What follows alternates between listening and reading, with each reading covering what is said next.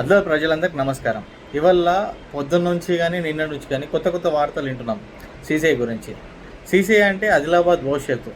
అంటే ఇవాళ నమ్మకపోయినా కానీ కూడా ఎప్పటికైనా మన భవిష్యత్తు. ఎందుకంటే అక్కడ ఉన్న ల్యాండ్ బ్యాంక్ కానీ, అక్కడ ఉన్న వాటర్ రిసోర్సెస్ కానీ, ఇంకేదైనా కానీ రేపు పొద్దున అక్కడ సీసీఐ ఫ్యాక్టరీ రీఓపెన్ అవుతుందని ఎన్నో ఆశలు కళలు ప్రతి ఒక్కరికి ఉండే, మీకు మాకు ప్రతి ఒక్కరికి ఉండే.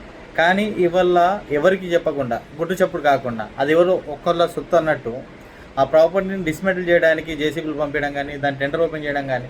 లాస్ట్ టైం సీసీఐ సాధన సమితి కుమారస్వామి గారి దగ్గరికి వెళ్ళారు, ఇండస్ట్రియల్ మినిస్టర్. వెళ్ళగానే ఆయన రీఓపెన్ చేయడానికి అన్ని ప్రయత్నాలు చేస్తున్నాము, స్టేట్ గవర్నమెంట్ కూడా సపోర్ట్ చేస్తుంది అని చెప్పారు.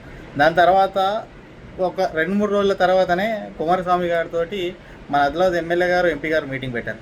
సీసీఐ 80% ఓపెన్ అవుతుంది, సీసీఐ అక్కడ ప్లేస్లో సీసీఐ కాకుండా వేరే ప్రైవేట్ ఫ్యాక్టరీ అయినా ఓపెన్ అవుతుంది, లేదా పబ్లిక్ ప్రైవేట్ పార్ట్నర్షిప్ కింద 50% గవర్నమెంట్, 50% ప్రైవేట్ పార్ట్నర్షిప్ కింద కూడా కొత్త సిమెంట్ ఫ్యాక్టరీ ఓపెన్ అవుతుందని ఆశలు చూపెట్టి అందరూ ఆలోచనతోనే ఉన్నారు. గత 15 సంవత్సరాల నుంచి ఎప్పటి నుంచి క్లోజ్ ఉంటుందో ప్రతి సంవత్సరం ఆ ఎంపీ ఎలక్షన్స్ జరిగేదే సీసీఐ సిమెంట్ ఫ్యాక్టరీ పైన. ఎవరు చూసినా కానీ సీసీఐ సిమెంట్ ఫ్యాక్టరీ ఓపెన్ చేస్తా అన్నారు.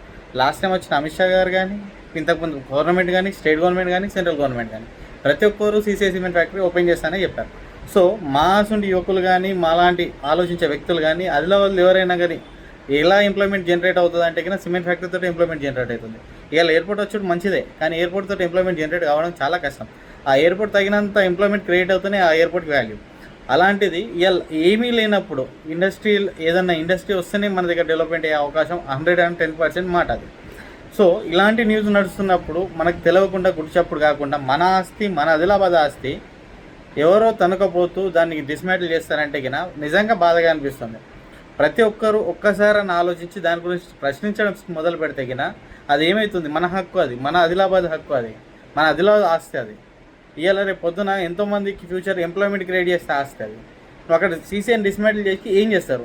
మళ్ళీ భూమిని రియల్ ఎస్టేట్ అమ్మడానికా, లేకపోతే ఇంకేదైనా వెంచర్ చేయడానికా, లేకపోతే ప్రైవేట్ వ్యక్తులనే భూమిని దారాదత్తం చేస్తారా? అక్కడ ఇచ్చిన రైతులు భూమి దేనికి ఇచ్చారు? అక్కడ ఉన్న వాళ్ళకి ఎంప్లాయ్మెంట్ క్రియేట్ అవుతుందని, అదిలో ప్రజల కోసమని వాళ్ళు చేంజ్లు చేయకుండా ఆ భూమి ఇచ్చి వాళ్ళకి ఎంత డబ్బులు వచ్చినా కానీ కూడా వాళ్ళకి ఎంప్లాయ్మెంట్ వచ్చు, అదిలో వాళ్ళకి ఎంప్లాయ్మెంట్ వస్తుందని ఇంటెన్షన్తోనే భూమి ఇచ్చారు. ఇవాళ వాళ్ళకి భూమి కాక ప్రైవేట్ వ్యక్తులకు వెంచర్ వెళ్తూ ఆ భూమిని ఎవరికో అమ్మేస్తే గినా ఎవరికి డెవలప్మెంట్? రేపు పొద్దున్న రెసిడెన్షియల్ అవ్వడానికి ఎన్నో జాగాలు ఉన్నాయి. ఇవాళ అదిలో రెసిడెన్షియల్ ప్లాట్లు అమ్ముడుపోక చాలా ఉన్నాయి. మళ్ళీ ఇంకో వెంచర్ వేస్తే కన్నా దేనికి బెనిఫిట్?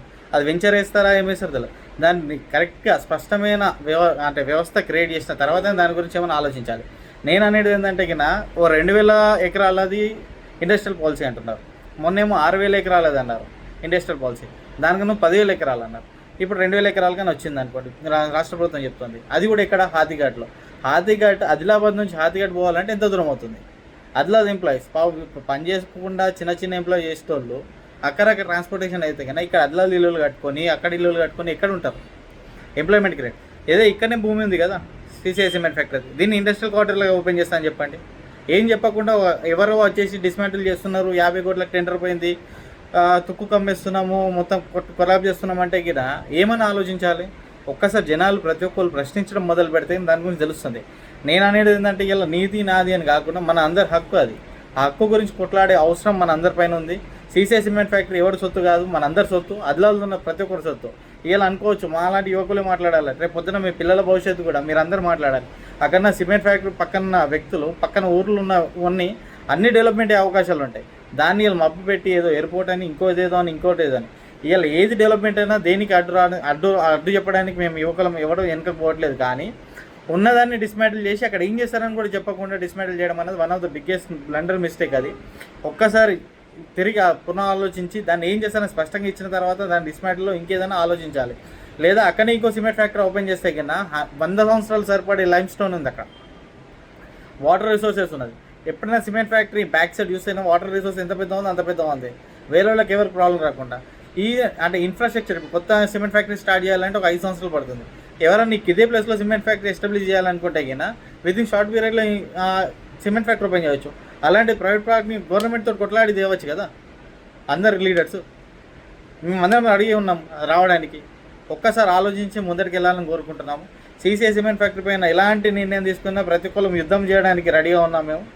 జై ఆదిలాబాద్, జై తెలంగాణ.